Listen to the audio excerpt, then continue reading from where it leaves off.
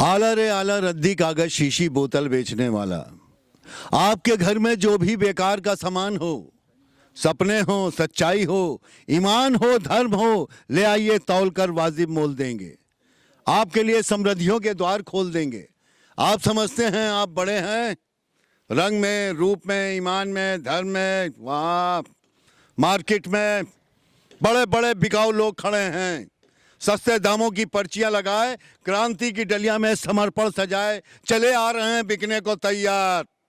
हाँ, आज मैं gate number 3, CRPF gate number 3 के ठीक सामने सैनिक बिहार कॉलोनी बिजनौर, यहाँ पे खड़ा हूँ। यहाँ पे लोगों की समस्या है, देखने वाली बात है। कहना ना होगा ना कहा जाएगा तो कहा जाएगा कि मैंने कहा नहीं, पर कहने वाली बात है, इसलिए कहना जरूरी है कि मुल्क के लिए। मेरा एक ही सवाल है आपसे भी और आप सबसे भी कि 22 का सिकंदर कौन? 22 का सिकंदर कौन? वक्त आने दे, बता देंगे तुझे आसमां, हम अभी से क्या बताएं क्या हमारे दिल में है। हाँ, और दिल की बात लबों पर लाकर हम तो बहुत कुछ सहते हैं। हमने सुना है इस बस्ती में दिल वाले भी रहते हैं। एक हमें आवारा कहना कोई बड़ा इल्जाम नहीं, दुनिया वाले दिल वालों को और बहुत कुछ कहते हैं, और बहुत कुछ कहते हैं। साहब, हाँ तो मेहरबान, कदरदान, थूकदान, पीकदान, सबसे बड़ी चीज है सावधान। सावधान, सावधान रहना बहुत जरूरी है। ये आज आपकी इस कॉलोनी में मैं आया हूं, सैनिक बिहार, देखकर तो यही लग रहा है कि ये सड़कें अभी भी मुकम्मल पूरी नहीं हुई हैं और ना ही इसका वजूद खड़ा हुआ है। बच्चे हैं, खेलने के लिए पार्क नहीं है। हाँ, कोई कल्चर एक्टिविटीज का आता पता नहीं है नहीं है। स्कूल के लिए कन्वेंस क्या है, आप लोग अपनी अपनी गाड़ियों से छोड़ने जाते होंगे मेरे ख्याल से। इसलिए मुझे एक दिमाग में मेरे आया कि ये जो 22 का इलेक्शन, 10 मार्च को जो रिजल्ट आने वाला है, 10 मार्च का जो रिजल्ट आने वाला है, इसका सिकंदर कौन? कोई बताएगा? सर आप बताएं, अपना नाम बताइए सर। मेरा नाम कैप्टन विद्यासागर सिंह कुशवाहा हूँ। मैं इस सैनिक बिहार कॉलोनी का वाइस प्रेसिडेंट हूँ।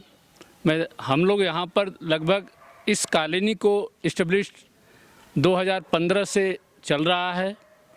और आपका जो सवाल है कि 2022 का सिकंदर कौन, ये हम आम पब्लिक का ये रहती है कि गवर्नमेंट कोई भी हो, वो हमें पूरे समाज को एक अच्छा प्रशासन दे।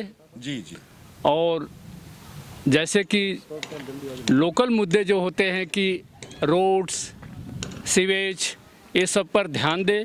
गवर्नमेंट की सबसे बड़ी ये समझ में नहीं आती विडंबना कि उसके पास इतने एजेंसियां हैं, तो क्या वो लोकल विजिट करके वहाँ पर चेक बैक नहीं ले सकती है? ये बहुत हर सरकार से मेरी ये शिकायत रहती है कि उसके पास सारी चीज़ है, चेकिंग एजेंसियां हैं, तो लोगों के मुद्दा आने से पहले क्यों ना उनमें एक ऐसा सिस्टम सेटअप किया जाए जो जा करके हर कॉलोनियों में देखे कि यहाँ के मेन मुद्दा क्या है।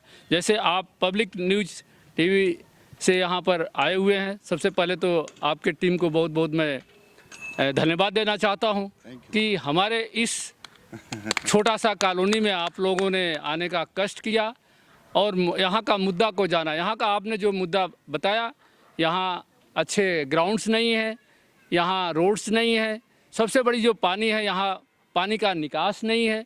जो मैं आपके टीवी पब्लिक न्यूज़ के माध्यम से मैं गवर्नमेंट का ध्यान आकर्षित करना चाहूँगा ताकि इस पर ध्यान दे। और 2022 का जो किंग जो बनेंगे पब्लिक बनाएगी, और ज़रूरी हमारे योगी सरकार दोबारा 5 साल के लिए आएंगे। ये हमारा जरूर है। क्यों आएंगे इसके पीछे अगर हम आपको बताएं, क्योंकि इनके काल में सब जनता बोल रही है विकास नहीं हुआ, नौकरी नहीं दिया। आप बताइए, जब से गवर्नमेंट देश आज़ाद हुआ है किसको घर पर नौकरी लेकर के कौन सरकार ले जाती है? कोई नहीं ले जाती है। अगर बंदे में अगर उस कैलिबर है, ही कैन डिमांड, दी नहीं जाती है नौकरी, किसी को दी नहीं जाती है। अगर हमारे में कैलिबर है तो नौकरी ली जाती है, मेरा ये मानना है। ये सब बकवास की बातों ने ये गवर्नमेंट ये करती है कि उनको नौकरी नहीं है। नौकरी के लिए एप्लीकेशन निकलता है, जिसमें हिम्मत होती है वो कैंडिडेट्स हर वैकेंसी भरी जाती है। आपको मैं बता दूं, मेरा कम से कम 56 साल का मेरा एज हो गया और मैंने लगभग अपनी ज़िंदगी स्टार्ट मैंने 86 से शुरू किया हुआ हूँ।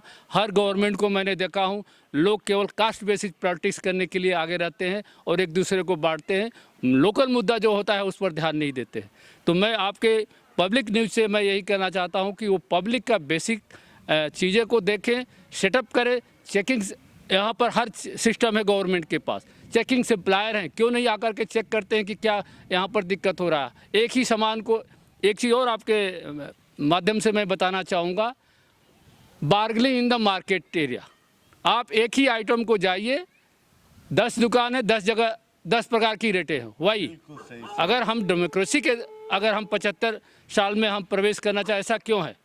एक आप फिक्स कीजिए कि आपका एक आइटम का कमोडिटीज़ का रेट क्या इस इलाका में होना चाहिए, कितना परसेंट उसके प्रॉफिट पर बात हो। इसमें क्या होता है, पब्लिक अननेसेसरी बार्गेनिंग मूड में चलती रहती है, उसको खुद सेल्फ सेटिस्फेक्शन नहीं होता है। जो आइटम खरीदने जाता है कि वो आइटम हमने सस्ता में लिया, महंगा में लिया, इससे उसका टाइम भी वेस्ट होता है और प्लस उसके एक सेटिस्फाइड नहीं मिलता है। तो गवर्नमेंट को चाहिए कि उसका जो चेकिंग सप्लाई हैं वो जा करके उसको सेट करें कि ये दुकानदार अगर सरिया को 54 रुपया बेच रहा है तो दूसरा कितना बेच 56 में। ये सब गवर्नमेंट को होना चाहिए। हम ऐसा गवर्नमेंट चाह रहे हैं जिसमें लोगों में पारदर्शिता हो, लोगों में विश्वास हो। तो हम आशा करते हैं कि अगला हमारी गवर्नमेंट जो भारतीय जनता पार्टी योगी सरकार आएगी, इस सब चीज़ों पर ध्यान देगी और हमारे colony Sainik Vihar colony CRPF gate number 3 Bijnor का जो रोड का मुद्दा है और जो नाली का मुद्दा है उसको ज़रूर वह संज्ञान में लेते हुए हमारे बच्चों का जो भविष्य है, इन बच्चों को अच्छा देगी और अच्छा अनुशासन देगी। जय हिंद, जय भारत। जो देश है वो युवाओं से चलेगा, जो युवाओं की बात करेगा उसी को मतदान होगा। ठीक है, बेरोजगारी जो है वो चरम सीमा पर है। ठीक है, अभी 1.5 करोड़ एनटीपीसी का जो भर्ती आया था, एनटीपीसी का रिजल्ट जो आया था 35,000 का, उसमें धांधली हुई है। प्रयागराज में जो छात्र अपनी मांग उठा रहे थे उनको बुरी तरह मारा गया, कूटा गया पुलिस या प्रशासन द्वारा। पटना में मारा गया। यूपी में ऐसी कोई सी भर्ती नहीं जिसमें धांधली नहीं होती है। ठीक है, अभी देखा जाए सरकार बोलती थी कि हम भ्रष्टाचार के खिलाफ काम करेंगे। अभी हाल ही में रिपोर्ट आई है, भाजपा की जो संपत्ति है वो 85 गुना बढ़ गई। जो भारतीय जनता पार्टी के पास संपत्ति है 48,000 करोड़ की संपत्ति हो गई है। ठीक है, देखिए जो युवाओं के बारे में बात करेगा, भ्रष्टाचार को खत्म करने की बात करेगा, वोट उसको दिया जाएगा। इस समय क्षेत्र में सब परेशान है, किसान हो, व्यापारी हो, छात्र हो, कोई भी हो। अब ये देख लीजिए, ये सैनिक विहार कॉलोनी है, यहाँ पर सब वेटरन रहते हैं, सब रिटायर्ड अधिकारी रहते हैं। अब हालात देख लीजिए क्या है। 5 साल सरकार थी। ये नगर निगम के तहत आता है कि नहीं? नगर निगम के तहत आ गया है, ये आ गया है। 5 साल सरकार थी, हमको याद है ये लोग अपने पैसे से सड़क को बनवाए थे। 3-3 हज़ार रुपया सब दिए थे, नहीं दिए थे? 3-3 हज़ार रुपया दिए थे। कितना पैसा लगा था कोई बताएगा? मतलब 2.5 लाख रुपये, 2.5 लाख रुपया प्राइवेट जो आदमी अपना 30 साल देश की सेवा में दे रहा है और जब वो घर बनाता है तो उसको सड़क अपने पैसे से बनवाना पड़ता है, अपने पैसे से। अभी 6 महीने उसको बने हुए नहीं हुआ है। पानी निकलने की कोई व्यवस्था नहीं है। बरसात में बड़े हालत खराब हो जाती है। अब देख लीजिए क्या होगा। अच्छा, ये जो तालाब बने हुए हैं बरसात की, ये बरसात के लिए। ठीक है, हम ये नहीं बोलेंगे आप सपा को वोट दो, आप किसी को वोट दे सकते हैं, आपकी अपनी राजनीतिक विचारधारा है। पर जो छात्रों के बारे में बात करेगा, जमीनी हालात की बात करेगा, किसानों की बात करेगा, वोट उसको दिया जाएगा। और जो ये फर्जी फालतू जो ध्रुवीकरण करेगा, धर्म की बात करेगा, जातिवाद की बात करेगा, उसको नकारा जाएगा। बस। क्या नाम है आपका? मेरा नाम गौरव है। गौरव, पूरा नाम बता। गौरव पाल। पाल साहब, एक चीज़ आपसे मेरा सवाल रहेगा जी, कि जैसे दुनिया में इंसानियत और फर्ज मेरे हिसाब से सबसे बड़ी चीज़ है। जी जी, समझ रहे हैं? लेकिन अभी आपको यहाँ पर ये जो गवर्नमेंट है हमारी योगी जी की जो गवर्नमेंट है जी, या सेंट्रल गवर्नमेंट में जैसे मोदी जी की गवर्नमेंट है, तो उसका तो हर स्टेट को फ़ायदा होना चाहिए जी। और आपको क्या नहीं लगता कि विकास नहीं हुआ यहाँ पर? विकास आपको दिख रहा है?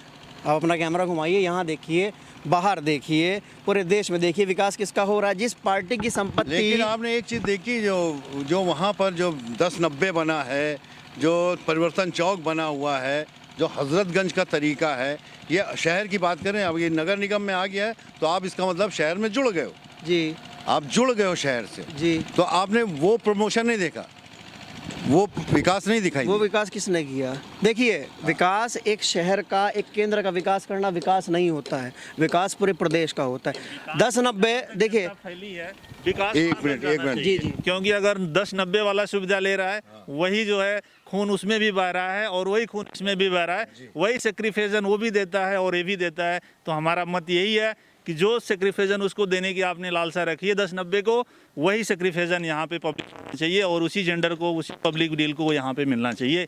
देश की जनता यही चाहती है, यहाँ की जनता भी यही चाहती है कि अगर दिल्ली वाले को जो सुविधा मिल रही है वो इस जनता को सुविधा मिलनी चाहिए। और जो सुविधा, जो एम्प्लॉयमेंट होता है दिल्ली वाला, वही जो है फर्श से अर्श पे जाने वाले का विचार जो लाएगा, देश का हित, देश का मत उसी के हाथ में जाएगा। एक क्वेश्चन आपसे भी मेरा, जरूर। जब कांग्रेस थी तो क्या उसने विकास नहीं किया था, या उसने नौकरी नहीं दी थी, या उसने महंगाई को नहीं रोका था? अपने समय के हिसाब से जरूर काम किया होगा, लेकिन अभी की जनता की जो समस्या है, जनता अपने समय के हिसाब से अपना हक मांगना चाहती है। गद्दी पे वही जाना चाहिए, उसी को जनता पहुंचाएगी जो जनता के साथ खड़ा। अभी हमारे युवा साथी ने बताया, पाल जी ने बताया कि ये युवाओं का ही इलेक्शन है, किसानों का ही इलेक्शन है, ये जवानों का ही इलेक्शन है, जिसे मुझे जो समझ में आया उनकी बात से। तो वो सही कह रहे हैं कि गलत कह रहे हैं? नहीं, उनका मत उनके हिसाब से सही है, लेकिन ऐसा नहीं है, मत तो सबका जाना है। बुजुर्ग भी देंगे, युवा भी देंगे, नौजवान भी देंगे, लेकिन जिस yes yes yes yes yes, हाँ बोलिए। बिकॉज क्या नाम है पहले? नाम मेरा नाम रिचा सिंह है और मैं अभी यूपीएससी की तैयारी कर रही हूँ।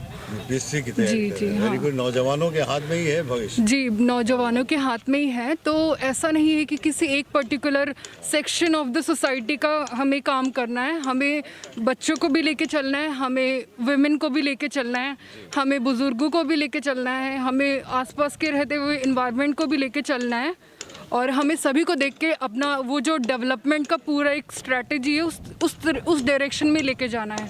हमें ये देखना है कि किस पर्टिकुलर एरिया में, जैसे इस एरिया में, जिस एरिया में मैं रहती हूँ, यहाँ पे रोड की प्रॉब्लम्स हैं, विमेन की इश्यूज हैं। जैसे हम विमेन के क्या इश्यूज है? क्योंकि मैं जानता हूँ एक चीज़ अच्छी तरीके से कि इलेक्शन में बहुत बड़ा हाथ औरतों का होता है, क्योंकि घर उनको चलाना होता है, जो तनख्वाह जो भी उनके हाथ में आती है उससे चलाना होता है। तो मैं तो जानता हूँ गैस वैस जो भी मकान, आवास, विकास जो भी मिल रहा है गवर्नमेंट की, शासन प्रशासन की तरफ से, तो मैं ये चाहता हूँ कि औरतों को क्या प्रॉब्लम हो रहा है? बहुत प्रॉब्लम है। In fact 49% of the India's population is women और वुमेन ओनली। तो उनको भी इतना ही राइट्स और इतने ही उनके इश्यूज़ को एड्रेस करना चाहिए। एक मिनट सर, मैं आपके पास आऊँगा पहले। लोकल गवर्नमेंट में हमारा वुमेन को 30% रिप्रेजेंटेशन मिलता है, बट उसको अभी हमें इंक्रीज़ करना है at the local level. Because अगर हम लोकल लेवल पे काम करेंगे तभी हम एक स्टेप और ऊपर जाके हम स्टेट लेवल पे काम करेंगे, एंड आफ्टर दैट हम सेंट्रल लेवल पे काम करेंगे। तो वुमेन के इश्यूज़ को घर से लेके बाहर तक निकल कर पूरा एड्रेस करना है। अगर घर में वुमेन हाउसवाइफ है, because she does not get paid for her household work, this particular issue needs to be addressed. It's not कि केवल पैसे से ही इकोनॉमी चलती है। जो अनपेड केयर सर्विसेज है जो विमेन देती हैं, वो भी एक पार्ट है इकोनॉमी का। तो that should also be addressed, because women का जो इश्यूज़ है, सेफ्टी का इश्यूज़ है, जैसे हम शाम को अकेले नहीं निकल सकते हैं बिकॉज इतना सेफ इन्वायरमेंट नहीं है, तो वो भी इशू एक एड्रेस होना चाहिए। लेकिन गवर्नमेंट तो बोलती है कि उन्होंने बिल्कुल गुंडागर्दी और जो महिलाओं के ऊपर तो कोई अत्याचार अभी हो ही नहीं रहा। नहीं, ऐसा नहीं है। अगर आप किसी एरियाज़ में ये सही बात है, बट जिस एरिया में मैं रह रही हूँ उस एरिया में मुझे ऐसा कुछ नहीं लगता है कि अगर मैं रात को अकेले निकलूँ तो I will be very safe. वैसा मैं दिल्ली में 7 से 8 साल रह के आई हूँ, तो वहाँ का फैसिलिटी। क्या नाम है आपका? रिचा सिंह। रिचा जी। रिचा जी, बहुत अच्छी बात आपने कही है कि यहाँ पर अभी भी मुझे जो पॉइंट पकड़ में आया वो यही कि अभी भी सिक्योरिटी सुरक्षा के मामले नहीं है, क्योंकि सुबह मैं वॉकिंग के लिए सोचती हूँ कि मैं अकेले जाऊँ, but I don't feel safe here, क्योंकि यहाँ पे इतना ज़्यादा कुछ सेफ्टी है ही नहीं। यहाँ दिखाई दे रहा है कि यहाँ पे कोई गार्डन वार्डन है ही नहीं, कोई है ही नहीं, अकेले कोई लड़की निकल ही नहीं सकती है। उसको अगर ग्रुप में चाहिए, अगर उसे जाना है तो ग्रुप में जाओ, ये कौन सी बात होती है? अगर हमें अकेला अपना काम करना है तो हमें अकेला निकलना पड़ेगा ना। ऐसा तो नहीं है कि हम हमेशा ग्रुप में लेके जाके लोगों के साथ अपने करके पर्सनल काम करेंगे और जो भी काम करेंगे। हमें भी ग्रुप नहीं, हमें भी अकेले निकलने का इतना फ्रीडम मिलना चाहिए कि हम अपने इश्यूज़ को खुद हैंडल कर पाएँ। तो कितना आरक्षण चाहते हैं महिलाओं के लिए? अभी भाई साहब पीछे से बोल रहे थे। जी 50% तो बहुत ज़्यादा हो जाएगा। 30% अभी लोकल लेवल पे है, तो 30% से थोड़ा सा इंक्रीज होना चाहिए। इसे कहते हैं सच बोलना। 30% मिलना चाहिए, क्योंकि मुझे मालूम है ऑलरेडी 30% है, 30% है, लेकिन 30% से इंक्रीज होना चाहिए, बिकॉज ये जो जेंडर चेंज रेशियो देखने के बाद ये लगता है कि उनको भी 50% का शेयर देना चाहिए। जी बिल्कुल। 50% ठीक है, लेकिन मैं पूछना चाहूंगा आप लोगों सबसे, ये देश को आजाद हुए 75 मना रहे हैं हम लोग, कितना 75वां, अमृत वर्ष मना रहे हैं। तो 15 पचे 75 5 बार ग्रेजुएशन हो सकता है। जी तो फिर ये महिलाओं के लिए मैं बात नहीं कर रहा, महिलाओं के लिए सही है, उनको आरक्षण चाहिए, उनको सिक्योरिटी सेफ्टी पैसा जो वो मांगे उनको मिलना चाहिए। एक फैमिली के हिसाब से 5 बार ग्रेजुएशन हो सकता है। तो फिर ये बताइए, ये 5 बार ग्रेजुएशन के बाद आरक्षण क्यों? ब्रजेश मिश्रा, सीआरपीएफ से मैं भी रिटायरमेंट आया हूँ, हवलदार से। इसी कॉलोनी में हम क्वार्टर लेकर आते हैं कुशवाहा जी के यहाँ। ऐसा है कि आरक्षण बहुत ख़राब है इंडिया के अंदर। आरक्षण को टोटल बंद होना चाहिए, क्योंकि आरक्षण जब तक बंद नहीं होगा विकास नहीं हो पाएगा, मेरा कहना है। दूसरी चीज़ नाली हो गई, चाहे ये रोड हो गई, इस इलाके में विकास होना चाहिए। यहाँ पे जो विधायक हैं इनको देखना चाहिए कि हमारा इलाका है, उन्होंने वोट दिया कि नहीं दिया, दिया है तो हमें क्या करना चाहिए यहाँ पे आके। एक सवाल मेरा, विधायक कौन है ये बता दीजिए प्लीज। स्वाति सिंह यहाँ के विधायक हैं, लेकिन एक बार भी इन्होंने यहाँ देखने नहीं आए कि यहाँ सैनिक विहार कॉलोनी में कौन रहता है, नहीं रहता है, क्या है। देखना चाहिए उनको कम से कम, या तो किसी अपने मेंबर को भेजें, रोड देखना चाहिए क्या व्यवस्था है क्या नहीं है। बाकी तो वोट जिसको देना होगा, जो देना होगा देगा आदमी। मेरा कहना ये है, आप महिलाओं का आरक्षण का जहाँ तक है 30% भी पृथ्वी पे नहीं है, धरातल पे है नहीं, मिलना चाहिए। 30 भी मिल जाए तो उनका काम चल जाएगा। 50 की हम नहीं कह रहे हैं। और आरक्षण तो टोटल जो जातिगत आरक्षण है इसको बंद करना चाहिए मेरे अनुसार। Thank you. कितने % वोट पड़ना चाहिए ये भी बता दीजिए मिश्रा जी। वोट तो कम से कम 60 पड़ेगा तभी फायदा होगा। 60 आपकी तरफ से कितने % पड़ना चाहिए? नहीं, कम से कम 80 जाए। 80? हाँ, आपके 80 ठीक है, 80 सबके हिसाब से 80? हाँ 80%। डेमोक्रेसी में 80% एवं जाए तो वहाँ पर न्याय का बिल्कुल। और कोशिश कितनी करनी चाहिए? 100%। तभी 80 तक जाएगा। हाँ? तभी 80 तक जाएगा। बिल्कुल 100 तक कोशिश करनी चाहिए। ठीक है। हाँ आप बताइए पाल साहब। देखिए, आरक्षण के बारे में जो बात है, आरक्षण ऐसी नहीं है। आरक्षण पिछड़ों को और जो समाज के जो तथाकथित, जिन्हें लोग कहते हैं निम्न तबका है, ठीक है, वो लोग समाज की मुख्य धारा से नहीं जुड़े थे। उनको मुख्य धारा से जोड़ने के लिए आरक्षण का प्रावधान किया गया था बाबा साहेब भीमराव अम्बेडकर ने, ठीक है। ये आर्थिक और सामाजिक आरक्षण की बात होती है, ठीक है। और आरक्षण जो है वो हमारा अधिकार है और आरक्षण बिल्कुल ज़रूरी है, क्योंकि अगर आरक्षण नहीं होगा तो वो लोग, जो गरीब का बच्चा, किसान का बच्चा, एक पिछड़ी जाति से जो आता है, जो आज से 20 साल पहले दिल्ली में तैयारी करने नहीं जा सकता था, अब वो जा रहा है आरक्षण की वजह से, और अभी भी आरक्षण पूरा नहीं मिल रहा है। आप देख लीजिए 69,000 शिक्षक भर्ती घोटाला जो हुआ है उसमें क्या हुआ है। 6 महीने लड़के पड़े रहे, पूरा उन्होंने धरना प्रदर्शन किया, पर सरकार दबाव में नहीं आई। तो आरक्षण हमारा मूल अधिकार है। अगर आप आरक्षण नहीं चाहते हैं तो जातिगत जनगणना करा ले, जिसकी जितनी संख्या बारी उतनी उसकी हिस्सेदारी, साफ कहानी खत्म। ये आपका फाइनल ये है? मेरा फाइनल है कि देखिए, जातिगत आरक्षण होना चाहिए, जातिगत जनगणना होनी चाहिए, जो जितना है उसको उतना बांट के दे दिया जाए, आरक्षण का मुद्दा ही खत्म हो जाएगा। ना वो हल्ला मचाएंगे, ना हम हल्ला मचाएंगे। पर आरक्षण जो है, आरक्षण मिलना चाहिए। आरक्षण देखिए, आरक्षण जैसे महिलाओं को, हाँ, ये चीज है कि हमारे महाराष्ट्र ये चीज है कि जो लोग आर्थिक रूप से बैकवर्ड हैं, भले ही वो किसी जर्नल से हो, जनरल ओबीसी से हो, किसी से भी हो, ये उनको मुख्य धारा से जोड़ने के लिए 10% EWS दिया गया है, जो कि बहुत अच्छी चीज़ है, क्योंकि हर कोई राजा नहीं होता और हर कोई गरीब नहीं होता। हर जाति में हर प्रकार के लोग होते हैं, ठीक है। पर जो आरक्षण है, महिलाओं को जब तक 50% आरक्षण नहीं मिलेगा, अब महिलाओं को छीन के लेना पड़ेगा। अभी हमारे जो चीफ जस्टिस हैं, क्या नाम है, CV रमन्ना, उन्होंने खुद बोला है कि महिलाओं को अपना 50% हिस्सा लड़ के लेना होगा। हमारे देश में पेट्रियार्की है, पितृसत्ता। मतलब सबको गवर्नमेंट सर्वेंट पितृ बनना सत्ता- चाहिए गवर्नमेंट को। गवर्नमेंट सर्वेंट नहीं, आप कैसी भाई, बात आप करें, नौकरी- आप नौकरी की कैसी बात बात, कर ले। हर क्षेत्र में, हर क्षेत्र में, मैं नौकरी की बात कर रहा हूं। लेजिस्लेचर, कार्यपालिका, न्यायपालिका, हर चीज़ में उतने ही हमारे MP MLAs होने चाहिए, उतने ही जजेस होनी चाहिए, उतनी ही नौकरियों में होनी चाहिए। और अगर किसी ऑफिस में 100 लोगों की स्ट्रेंथ है तो वहाँ पर 50 महिला होनी चाहिए और 50 पुरुष होने चाहिए, क्योंकि पितृसत्ता जो है वो इतनी दमनकारी है। कुछ लोग हमने देखा है अपने बच्चों को, अपनी लड़कियों को अपने से ऊपर उठता हुआ नहीं दे सकते। हमारे समाज में आज भी इतनी बुरी तरह से पितृसत्ता है, वो हावी तो है। ये नौजवान दूर क्यों नहीं कर रहे? लोग लड़के ले रहे हैं। देखिए, मैं एक लड़का हूं और मैं चाहता हूं कि लड़कियां ये खुद लड़के लें, क्योंकि जब तक हम लोग जब साथ क्या में देंगे, एक पुरुष दूसरे का- पुरुष, एक बात सुनिए, पुरुष महिला मैं तो इक्वल समझता हूँ। आप इक्वल समझते हैं, आप इक्वल समझते हैं। पुरुष, आपको बात बताएं, पुरुष कितना भी कुछ कर ले, वो कभी भी किसी महिला को अपने से ऊपर जाता हुआ देख नहीं सकता। ये उसकी नाक की बात आ जाती है। आपकी सोच है। ये जिनके इस बेटे सीट नहीं पे, होते, जिनके बेटे नहीं होते, वो उन आप बात इस से सीट पे पूछिए देख ना, लीजिए। आप एक साइड पे नहीं बोलिए। आप अगर किसी चीज की तारीफ कर रहे हैं तो उसकी बुराई भी जानिए, उसकी तारीफ भी देगा कौन? अच्छा आप बताइए, कौन देगा? तीसरा देगा। कौन दे रहा है? ये जो समाशासन प्रशासन है वो देगा। 2008 से लोकसभा में 50% वुमेन रिजर्वेशन को लेके बिल पेंडिंग पड़ा है।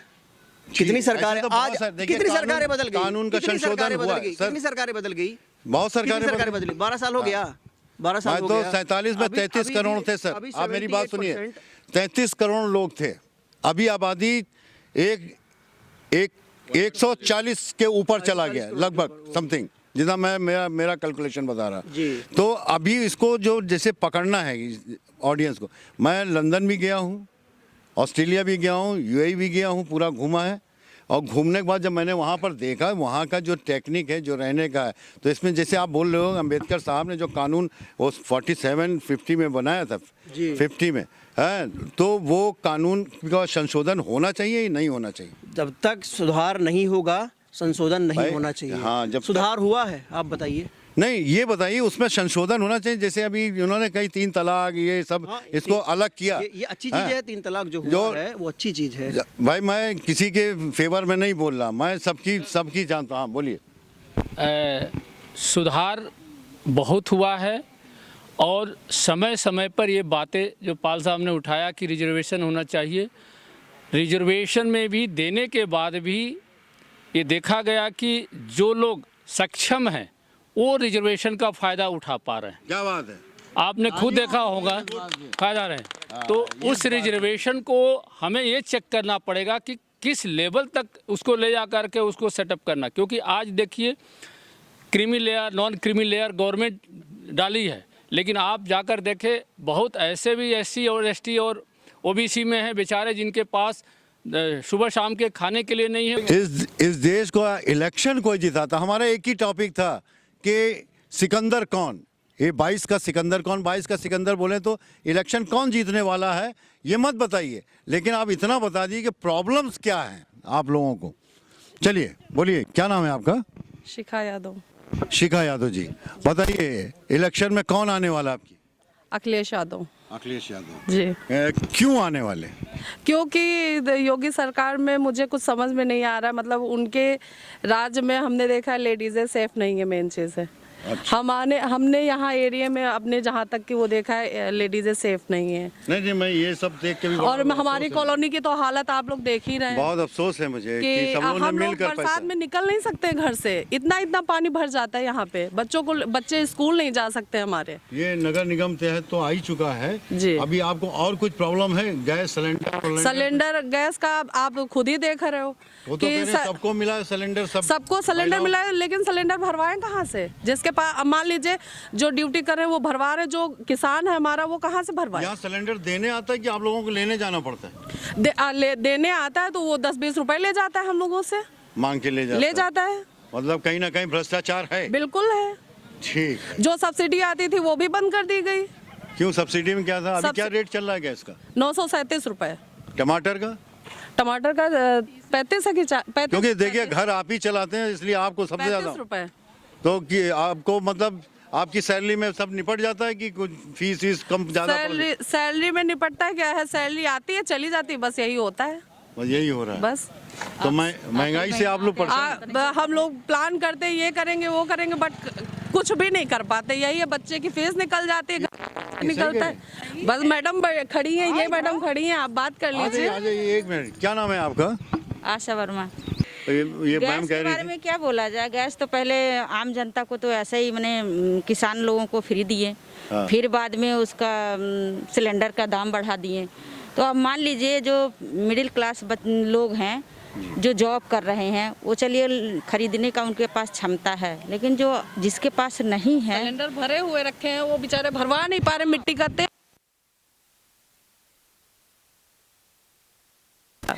अब गांव जाके देखिए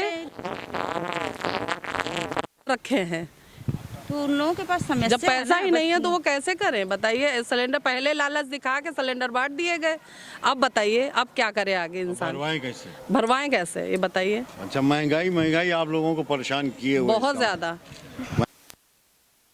हमारे समस्या तो किसी को वोट नहीं देना चाहिए, किसी को वोट नहीं देना चाहिए। तो किसको? किसी को तो किसी को नहीं देना चाहिए। क्यों? जैसे आम जनता भुगतते हैं उसी तरह वो भी भुगते हैं, तब समझ में आएगा कि हाँ किसको बोलते कम हैं। वोट से भी जीत जाएंगे, बेईमानी से भी जीत जाएंगे अगर सब हजूम तो बेईमानी ही तो हो रहा है। चल रहा है, जब ये इलेक्शन का माहौल चल रहा है तब सब लोग अच्छे हैं, ठीक है। अब योगी जी हमारे दलितों के यहाँ खाना भी खा रहे हैं, ठीक है, हर चीज ठीक है, अभी सब लोग नॉर्मल हो गए। अभी जब इलेक्शन हो जाएंगे, सरकार बन जाएगी, तब सब गायब हो जाएंगे, इसीलिए। ठीक है, रही बात आपने गोरखपुर की तो योगी जी हमारे गोरखपुर के ही हैं, तो उन्होंने गोरखपुर चमका दिया। अच्छा, ठीक है, बाकी जी जी बिल्कुल, जो बात है हर चीज सुनी जाती है ना, ऐसा नहीं है। मतलब पब्लिक को सब मालूम है कि कौन क्या कर रहा है। ठीक है, चलिए कोई बात नहीं। और इसी के संग मैं ये सैनिक बिहार कॉलोनी जो 3 नंबर गेट के सामने से सीधा रास्ता अंदर आया है, यहाँ की समस्याएं बहुत हैं। मैं शम्मी सक्सेना, जूनियर नाना पाटेकर, कैमरामैन विशाल के साथ। नमस्कार, मैं हूं देवकीनंदन मिश्रा, आप देख रहे हैं पब्लिक न्यूज टीवी। अगर आपको हमारा ये वीडियो पसंद आया हो तो इसे लाइक करें और ज्यादा से ज्यादा लोगों तक शेयर करें।